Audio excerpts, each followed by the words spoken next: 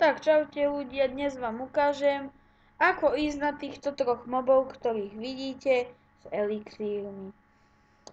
No tak na zombíka si musíte zobrať Instant Health, alebo inak povedané okamžité uzdravenie a musíte to na ňo hádzať. Možno tak 3-4 na ňo stačia.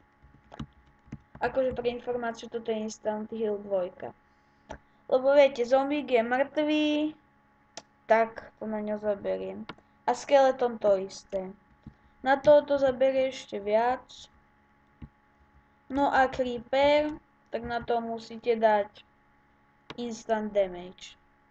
Sice to je dosť slabé na ňo, ale to sú tie elixíry, ktorými to ľahko ide. Napríklad aj na ovcu. Tak to bolo na dnes všetko, no tak toto boli traja mobovia, najčastejší, ktorí sa najľahšie killia. Potom aj spider tam je ešte, môžeme teraz vyspawnovať. Tak na ňo ide ten damage. Tiež sa to celkom dá, no ale tak dúfam, že sa vám video páčilo.